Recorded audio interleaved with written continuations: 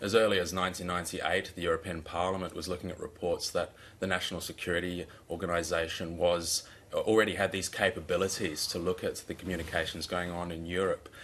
France itself has a large domestic surveillance problem, and also Germany itself has been engaged in these activities.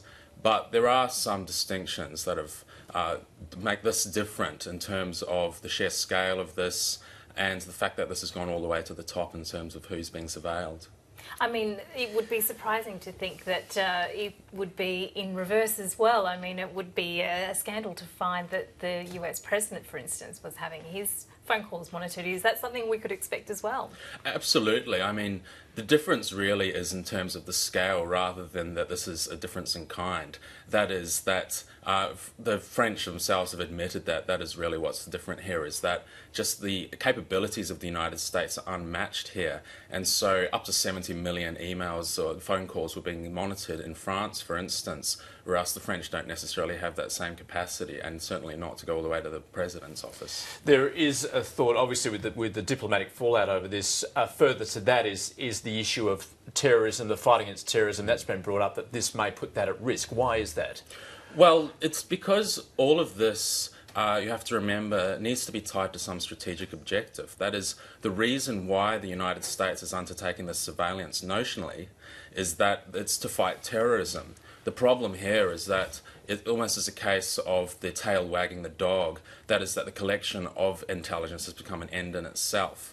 And so, although this is supposed to be directed at terrorist activities, it seems to become something much more institutionally entrenched and not necessarily tied to a strong strategic purpose.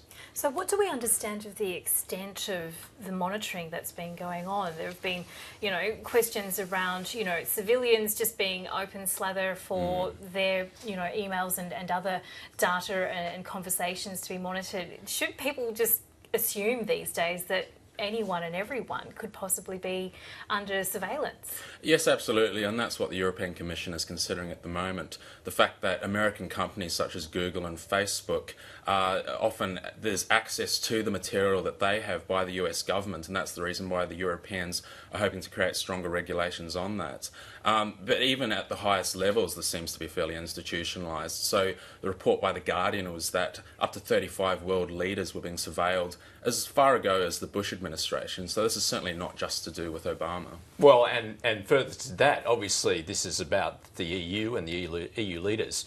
What about further afield? Australia, for instance, is it likely that an Australian leader, the Prime Minister, would have been surveilled?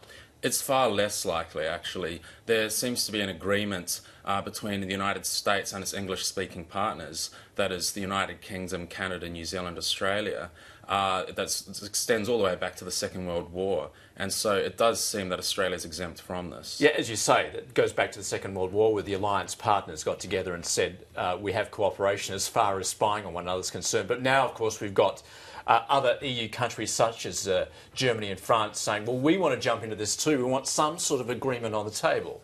Yes, they have been saying that, but there are a number of competing ideas here.